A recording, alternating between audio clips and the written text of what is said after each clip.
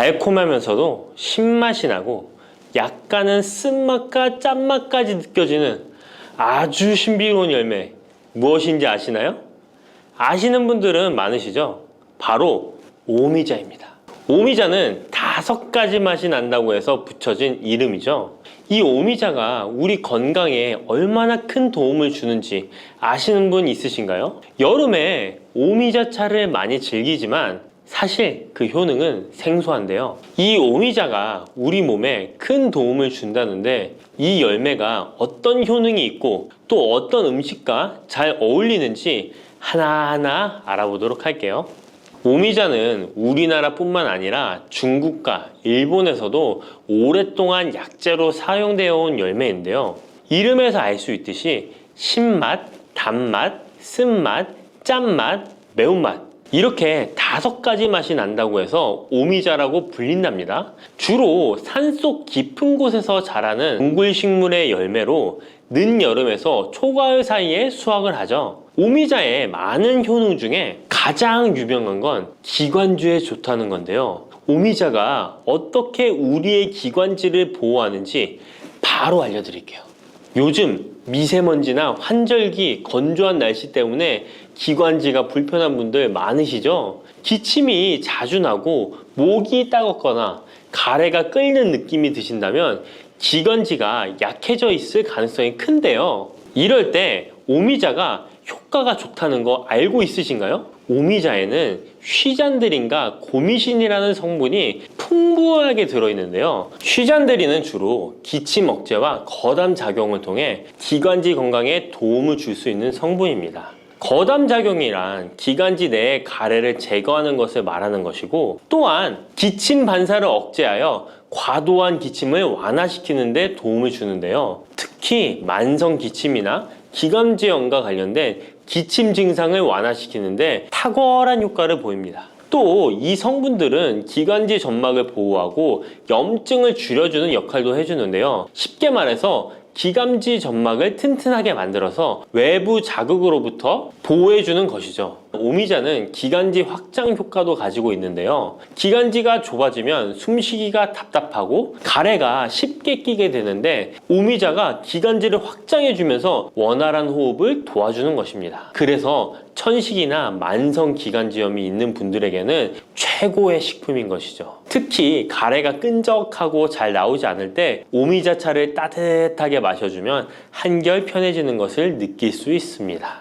이렇게 기관지 건강을 지켜주는 오미자, 정말 대단하죠? 오미자의 놀라운 효능 2번째는 당뇨 예방입니다. 현대인들에게 점점 더 흔해지고 있는 질환 중 하나가 바로 당뇨인데요. 당뇨병은 한 번 걸리면 평생 관리해야 하는 질환이기 때문에 예방이 무엇보다 중요한 거 다 아시죠? 그런데 오미자가 당뇨 예방에 아주 좋은 역할을 한다는 사실 알고 계셨나요? 오미자는 혈당을 조절하는 데 도움을 주는 식품인데요. 이는 아까 알려드렸던 오미자에 포함된 시잔드린이라는 성분과 항산화 성분 덕분입니다. 이 성분은 인슐린 저항성을 낮춰주고 혈당을 안정적으로 유지하는 데 도움을 주는데요. 쉽게 말해 혈당이 갑자기 확 오르는 것을 막아준다는 것이죠. 또한 오미자는 췌장의 기능을 강화하는 데도 효과적인데요. 오미자에는 항산화 물질인 폴리페놀이 풍부하게 함유되어 있다는 거 아셨나요? 항산화 물질은 췌장을 포함한 신체 조직을 산화 스트레스로부터 보호하고 췌장의 건강을 유지하는 도움을 주는데요. 췌장은 우리 몸에서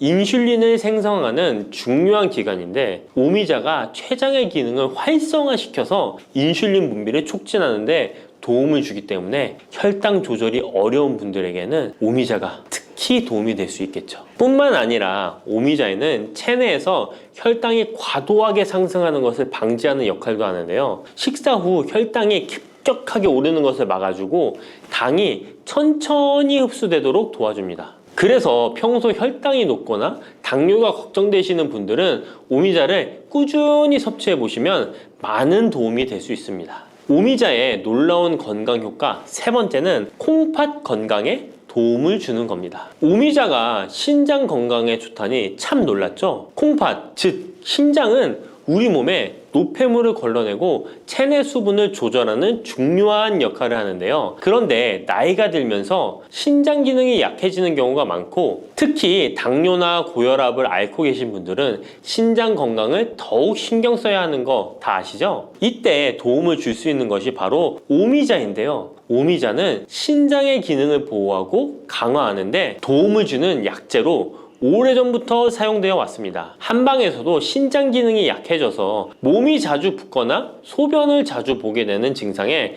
오미자를 처방하곤 하는데요. 오미자는 신장의 혈액순환을 원활하게 하고 신장이 재기능을 할 수 있도록 도와줍니다. 오미자에는 고미신이라는 성분이 들어있는데요. 오미자의 고미신 A, B, N 성분은 항염 효과가 뛰어나 신장의 염증 반응을 줄이는 데 도움이 됩니다. 신장의 염증을 억제하면 단백뇨와 같은 증상이 완화될 수 있으며, 또한 오미자는 이뇨작용을 촉진하여 신장이 원활하게 노폐물을 배출하도록 도와주니 신장 건강을 지키는데 도움이 되는 것이죠. 오미자는 체내 수분 밸런스를 조절하는 데도 좋은데요. 몸이 자주 붓는다면 오미자를 꾸준히 섭취하는 것이 도움이 될 수 있습니다. 신장의 기능이 약해지면 몸속 노폐물이 원활하게 배출되지 못하고 수분이 정체되면서 부종이 생길 수 있는데요. 오미자는 이 같은 부종을 완화하는데 효과적이니 신장 건강을 위해 오미자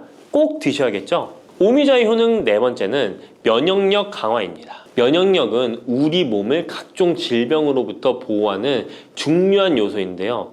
나이가 들수록 면역력이 떨어지면서 감기나 기타 질병에 쉽게 걸릴 수 있기 때문에 면역력을 강화하는 것이 중요하다는 것 다들 알고 계시죠? 면역력 강화에 오미자가 좋은 작용을 해주는데요. 오미자에는 폴리페놀, 안토시아닌 등 강력한 항산화 성분을 함유하고 있습니다. 이런 항산화 성분들은 우리 몸의 면역력을 높이는 데 도움을 주는 것이죠. 특히 폴리페놀과 폴라보노이드 성분이 풍부해서 우리 몸의 세포를 손상으로부터 보호하고 염증 반응을 감소시키고 면역 체계를 강화할 수 있는데요. 오미자의 항염증 작용은 면역력을 유지하는 데 도움을 주고 활성산소를 제거하는 역할도 하기 때문에 면역력뿐만 아니라 노화 방지에도 효과적이죠. 또한 오미자는 우리 몸의 백혈구 수치를 증가시키는데 도움을 줄 수 있다는 것 아셨나요? 백혈구는 외부에서 침입하는 바이러스나 박테리아를 공격하는 역할을 하는 중요한 세포인데, 오미자를 섭취하면 백혈구의 활동이 활발해지면서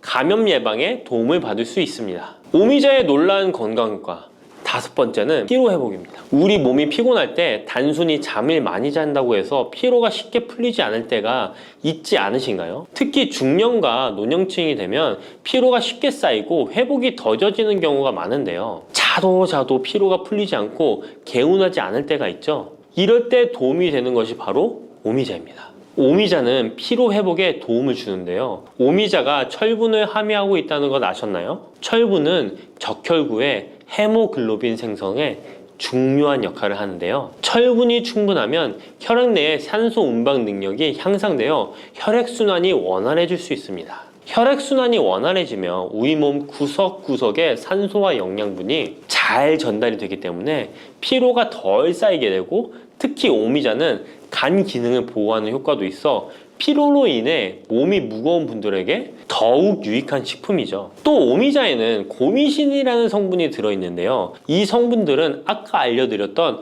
콩팥 건강에 유익한 작용을 할 뿐만 아니라 간 기능 활성화를 시키고 피로 물질을 빠르게 분해하는 역할을 한다고 알려져 있습니다. 간은 우리 몸의 해독 작용을 담당하는 중요한 기관인데, 오미자가 간의 기능을 도와주면서 피로 회복에도 큰 도움을 주는 것입니다. 또 오미자는 스트레스를 줄여주는 효과도 있는데요. 스트레스가 많으면 피로가 쉽게 쌓이게 되는데, 오미자가 신경을 안정시키는 작용을 해서 긴장을 풀어주고 피로를 완화하는 작용을 해주는 것이죠. 그러니 스트레스와 피로가 누적되어 힘든 날에는 오미자차 한 잔을 마시는 것도 좋은 방법이겠죠. 이렇게 여러 가지 건강에 이점이 있는 오미자를 드실 때 생으로 드시는 분들은 잘 없으실 텐데요. 어떤 방법으로 섭취해야 몸에 200% 이득이 되는지 오미자 섭취 방법 바로 알려드릴게요. 오미자를 가장 쉽게 섭취하는 방법은 찬물에 우려 마시는 건데요. 오미자를 뜨거운 물에 넣고 끓이면 끓일수록 꿀이나 스테비아를 넣어서 맛을 조절하면 됩니다. 따뜻한 오미자차도 좋지만 냉침으로 천천히 우려내면 색도 더욱 예쁘고 맛도 깔끔한데요. 여름철에는 시원하게 즐길 수 있어서 더욱 좋은 오미자차, 여름철에는 시원하게 즐길 수 있어서 더욱 좋은 오미자 냉침차 만드는 방법 알려드릴게요. 준비 재료는 간단한데요. 말린 오미자 30g, 물 500ml, 꿀 또는 레몬입니다. 만드는 방법은 말린 오미자는 한번 가볍게 헹군 거 불순물을 제거해 준 뒤에 깨끗한 물 500ml에 오미자를 넣고 냉장고에 12시간 이상 우려주는 건데요. 참 쉽죠? 시간이 지나면 붉은 빛을 띠면서 오미자 특유의 새콤달콤한 맛이 우러나오는데요. 원하는 농도에 따라 더 오래 우려내도 좋습니다. 여기에 단맛이 필요하면 꿀을 넣고 상큼한 맛을 더하고 싶다면 레몬을 띄워보세요. 맛이 한층 더 업그레이드 된답니다. 이렇게 만든 오미자 냉침차는 여름철에 얼음을 넣어 마시면 더운 날씨에 지친 몸을 개운하게 해주니까 여름철 한번 만들어 보세요. 오미자는 강한 신맛이 있어서 단맛이 나는 음식과 잘 어울리는데요. 요구르트와 함께 먹으면 더욱 맛있고 건강하게 즐길 수 있습니다. 상콤하고 달콤하면서도 건강에 좋은 오미자 요구르트 만드는 방법 알려드릴게요. 준비 재료는 간단한데요. 말린 오미자 10g, 물 150ml, 플레인 요구르트 1컵, 꿀 또는 올리고당 하나에서 2큰술입니다. 만드는 방법은 먼저 말린 오미자를 물 150ml에 넣고 냉장고에 12시간 이상 충분히 우려주세요. 이때 뜨거운 물이 아니라 찬물에 우려야 영양성분이 더 잘 추출됩니다. 이렇게 냉침으로 우려낸 오미자는 체에 걸러 즙만 따로 준비해주세요. 플레인 요구르트 1컵에 오미자 냉침 액기스를 넣고 잘 섞어줍니다. 신맛이 강하다면 꿀이나 올리고당을 하나에서 2큰술 넣어 맛을 조절해 주세요. 이렇게 하면 새콤달콤한 오미자 요구르트가 완성됩니다. 아침에 가볍게 먹거나 간식으로 챙겨 드시면 장 건강에도 도움이 되고 피로 회복에도 좋으니 꼭 해 드셔보세요. 세 번째로 소개해 드릴 것은 오미자청인데요. 오미자청은 오랫동안 보관할 수 있어서 언제든지 쉽게 차로 만들어 마실 수 있습니다. 또한 청을 이용해서 다양한 음식에도 활용이 가능한데요. 오미자청 만드는 방법도 알려드릴게요. 준비 재료는 말린 오미자차 400g 혹은 냉 오미자 500g, 설탕 또는 비정제 설탕 500g 또는 꿀 400g, 유리병입니다. 만드는 방법은 말린 오미자일 경우 오미자를 깨끗이 씻은 후에 물에 30분 정도 불려준 뒤 체에 받쳐 물기를 제거한 후에 유리병에 오미자를 담아주세요. 생 오미자는 잘 세척 후 바로 유리병에 담아주세요. 오미자와 설탕 또는 꿀을 넣어 충분히 잘 섞어줍니다. 그 다음 뚜껑을 닫고 상온에서 2에서 3일 정도 숙성시킨 후 냉장고에서 2주 이상 보관하면 오미자청이 완성됩니다. 오미자청은 물에 타서 차로 마셔도 좋고 탄산수에 넣어 에이드처럼 즐겨 마셔도 맛있는데요. 또한 오미자청과 레몬즙을 활용해서 샐러드 드레싱으로도 활용할 수 있습니다. 만드는 방법도 어렵지 않고 활용 방법도 많으니 한번 집에서 해보시는 것도 좋겠죠? 몸에 좋은 오미자차도 과하게 드시면 안 좋은데요. 오미자는 혈압을 상승시킬 수 있는 성분을 소량이지만 함유하고 있기 때문에 고혈압을 걱정하는 분들이라면 다량으로 섭취하는 것은 피하셔야 하는데요. 특히 혈압 약물이나 혈액 응고 약물을 복용 중인 분들은 오미자를 다량으로 드시게 되면 약효에 영향을 줄 수 있기 때문에 적당량 드시는 것이 좋겠습니다. 팥을 이렇게 드시면 당뇨 사라지고 뱃살 쏙 빠져요. 여러분, 겨울에 동지가 되면 우리가 무엇을 먹나요? 바로 팥죽이죠. 또 겨울 간식으로 이 팥이 들어간 붕어빵, 호빵 같은 간식도 자주 먹는데요. 이 팥과 함께 먹으면 보약과 같은 효과를 만들 수 있는 식품들도 있고 또 잘못 먹으면 오히려 건강에 마이너스가 되는 음식도 있습니다. 그래서 오늘은 이 팥의 효능 8가지와 드실 때 주의할 점, 그리고 함께 드시면 좋은 음식 4가지에 대해 알려드리겠습니다. 팥하면 생각나는 음식이 있으신가요? 저는 사람들이 평소에 팥을 많이 안 먹는다고 생각했는데 의외로 팥이 들어간 음식이 많이 있더라고요. 대표적인 음식은 시루떡이 있고요. 겨울에 간식으로 많이 먹는 붕어빵, 또 제과점에서 사 먹는 빵들에도 팥이 많이 들어있습니다. 여름엔 팥빙수도 많이 먹고요. 겨울엔 팥죽도 종종 먹게 됩니다. 자, 이런 팥 요리를 집에서 해먹는 경우도 많은데 팥을 집에서 직접 삶을 때 혹시 소다를 넣고 삶는 분들 많으시지 않나요? 팥을 삶을 때 소다를 넣게 되면 팥의 색상이 더욱 선명해지고 팥을 더욱 부드럽게 해주어 팥을 삶는데 걸리는 시간을 단축시켜주기 때문인데요. 하지만 앞으로는 절대 소다를 사용하시지 마시기 바랍니다. 그 이유는 소다를 넣고 팥을 삶게 되면 팥의 영양소가 파괴돼서 팥에 좋은 성분을 먹을 수 없게 되기 때문인데요. 자, 그래서 어떻게 팥 요리를 하는 게 좋은지 알려드릴게요. 팥을 삶을 때 먼저 흐르는 물에 깨끗이 세척해서 이물질을 제거해 주시고요. 물에 담가 약 4시간 정도 불려주십니다. 그렇게 불린 팥을 물에 넣어 삶아주면 붉은색의 팥 삶은 물이 생기잖아요. 바로 이 팥을 삶은 물이 건강에 정말 좋다는 사실 알고 계셨나요? 그 이유는 팥에 들어있는 사포닌이라는 성분 때문입니다. 간혹 팥 삶은 첫물에는 팥에 독소가 있어서 버려야 한다는 분들이 계신데요. 이는 잘못된 정보입니다. 왜냐하면 팥 삶은 첫물에 사포닌 성분이 가장 많이 들어있기 때문에 이걸 버리지 마시고 따로 담가 두었다가 하루에 한두 잔씩 차로 드시면 좋습니다. 자, 그럼 이제 팥의 구체적인 효능에 대해 말씀드릴 건데 첫 번째는 혈관 건강에 많은 도움이 된다는 것입니다.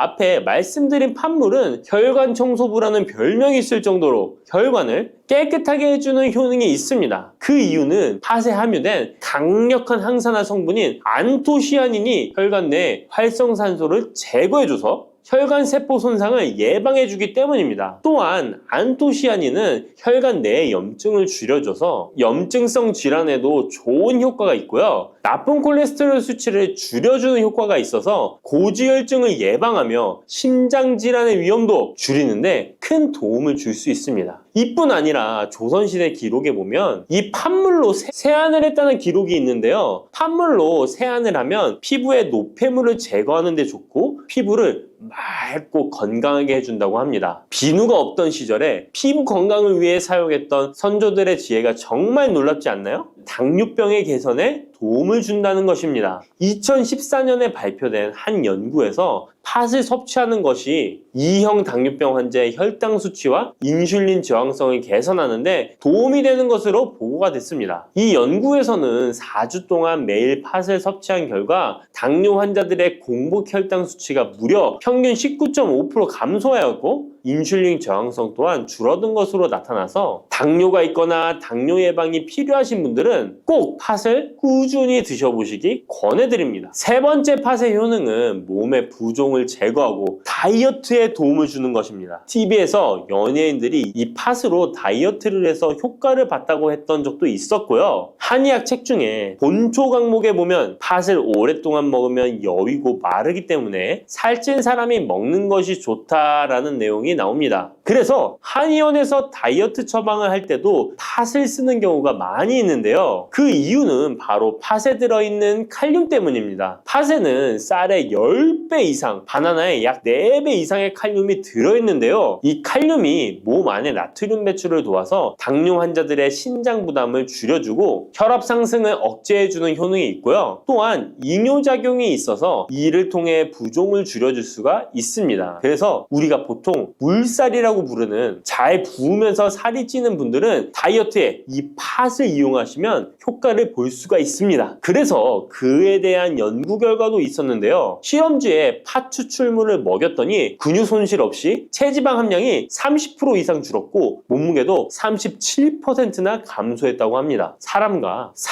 똑같을 수는 없지만 분명히 팥이 체중 감량에 도움이 된다는 결과라고 볼 수가 있습니다. 네 번째, 팥의 효능은 변비를 개선하는 데 도움을 주는 겁니다. 팥에는 사포닌뿐 아니라 많은 식이섬유가 들어있기 때문인데요. 사과에 비해서 약 10배나 많은 식이섬유가 들어있습니다. 그래서 팥을 섭취하게 되면 이 식이섬유가 장 운동을 활발히 하고 대변을 부드럽게 만들어 배변을 원활하게 해줄 수 있고요. 또한 이 식이섬유는 장에 있는 유익균들에게 풍부한 먹이를 제공해주기 때문에 장내 유익균의 증식에도 직접적으로 효과를 줍니다. 이를 통해서 장의 전반적인 환경을 좋게 바꿔줄 수가 있고, 이것은 몸의 면역력 향상과도 연결되어 있기 때문에 우리가 프로바이오틱스를 복용할 때도 팥을 함께 드셔보면 그 효과가 커지는 것을 느끼실 수가 있을 겁니다. 5번째 팥의 효능은 탈모 예방에 도움을 준다는 것입니다. 나이가 들면서 머리숱이 점점 없어져 고민하시는 분들 정말 많은데요. 팥과 함께 천연 탈모약이라 불리는 수수를 함께 드신다면 탈모 예방에 큰 도움을 받을 수 있습니다. 그 이유는 바로 팥과 수수에 들어있는 비오틴이라는 성분 때문인데요. 이 비오틴은 모발의 모공에서 자라는 단계부터 필요하고 손상된 머릿결이 재생되는 데까지 관여하는 정말 중요한 성분입니다. 건강한 머릿결을 만드는데 꼭 필요한 성분이라고 할 수 있습니다. 비오틴이 몸속에서 부족한 현상이 나타나면 머리카락이 얇아지면서 많이 빠지게 되고, 또한 두피가 건조해지고 가려움증이 생기면서 탈모를 가속화할 수 있습니다. 그런데 팥에는 이 비오틴뿐 아니라 모발 성장에 도움이 되는 아미노산이 풍부하고 수수에는 미네랄 성분이 풍부하여 머리카락을 건강하게 유지하는데 직접적으로 도움을 주게 되고요. 또한 팥과 수수에 함유된 항산화 물질들이 머릿결을 상하게 하는 자유 라디칼 성분을 중화해 주어 머리카락 건강에 큰 도움을 주는 것입니다. 6번째 팥의 효능은 우리나라 사람에 꼭 필요한 탄수화물 소화를 돕는다는 것입니다. 이는 팥에 함유되어 있는 비타민 B의 역할 때문인데요. 비타민 B는 탄수화물, 단백질, 지방을 에너지로 변환하여 우리 몸을 충전해주는 역할을 합니다. 또한 신경 전달 물질인 뉴로트랜스미터의 합성에 관여해 뇌신경을 건강하게 하는 데에도 도움을 줍니다. 팥을 잘 섭취하면 뇌를 건강하게 해주어 치매 예방에도 도움이 되는 것입니다. 자, 앞에서 팥과 함께 먹으면 좋은 음식이 수수가 나왔는데요. 하나 더 말씀드릴게요. 바로 호박입니다. 호박은 기본적으로 여러 영양 성분이 풍부하지만 호박에는 비타민 B가 없어서 호박과 팥을 함께 드시면 서로의 부족한 부분을 채워줄 수가 있고요. 또한 호박에도 소화 기능을 개선해주는 기능이 있어서 팥과 함께 드시면 시너지 효과가 있고요. 그리고 팥처럼 호박에도 이뇨작용이 있는데요. 팥과 호박의 이뇨작용은 과정이 약간 다릅니다. 팥은 몸속의 부종, 노폐물과 독소를 빨아들여서 배출하는 이뇨작용을 하는 것이고요. 호박은 신장에서 만들어지는 호르몬의 분비를 억제하여 이뇨작용을 촉진하게 되는데, 이렇게 되면 신장에 과다하게 축적되는 수분을 배출하는 역할을 해줄 수가 있어서 더 도움이 될 수 있습니다. 7번째 팥의 효능은 빈혈을 개선하는 데 도움을 주는 것입니다. 보통 우리 몸에 철분이 부족해지면 빈혈 증상이 나타나죠. 빈혈로 인해 어지러움, 두통, 체력 저하 등의 증상이 나타나게 되는데, 팥에는 앞에서 얘기한 단백질, 식이섬유, 칼륨, 비타민, 비오틴뿐만 아니라 바로 칼슘과 철분 또한 풍부합니다. 팥에 함유된 철분의 함량이 우유의 약 100배나 된다는 사실 알고 계셨나요? 그래서 팥을 드시면 철분 부족으로 인한 빈혈을 개선하는데 도움이 되기 때문에 빈혈이 있으신 분들은 꼭 기억하시면 좋겠습니다. 8번째 팥의 효능은 스트레스를 줄여주는데 도움을 준다는 것입니다. 팥에 함유된 비타민 B가 신경계를 안정화시켜주는 효과가 있어서 스트레스로 오는 증상들을 줄여줄 수가 있고요. 또 팥에는 마그네슘의 함량도 높은데요. 마그네슘 또한 신체의 스트레스 반응을 조절하는데 중요한 역할을 합니다. 팥 속에 들어있는 마그네슘을 통해서 스트레스로부터 몸이 회복되는 데 도움을 받을 수가 있습니다. 그리고 팥에는 복합 탄수화물도 풍부한데요. 복합 탄수화물은 천천히 소화되어 급격한 혈당 상승을 방지하고 일정한 에너지 공급을 유지하는 데 도움이 됩니다. 이는 스트레스 상황에서도 안정적인 에너지 공급을 유지할 수 있게 해줘서 스트레스를 관리하는 데 도움이 될 수 있습니다. 이렇게 좋은 팥도 드실 때 주의사항이 있는데요. 과하게 많이 드시면 이뇨작용 때문에 몸에 무리를 줄 수 있는데요. 이를 방지할 수 있는 방법이 있습니다. 바로 찹쌀과 함께 드시는 겁니다. 팥죽을 끓일 때 찹쌀을 넣어 함께 죽을 만드는 경우도 있고, 쫄깃쫄깃한 찹쌀로 경단, 새알을 만들어 넣어 먹는 경우도 있죠. 선조들의 지혜가 정말 놀라운데요. 이렇게 찹쌀과 팥을 함께 드시면 팥 때문에 몸 안에 수분이 과하게 빠져나가는 것을 찹쌀이 막아줘서 문제가 생기지 않게 해주는 것입니다. 그리고 다른 주의사항은 팥의 찬 성질인데요. 그래서 장이 좋지 않은 분들이 팥물을 많이 드시게 되면 소화불량, 복부팽만, 복부 통증을 일으킬 수 있으니까 주의하셔서 조금씩 드셔보시는 게 좋고요. 만약에 이런 점이 불편한 경우에는 생강과 함께 드시면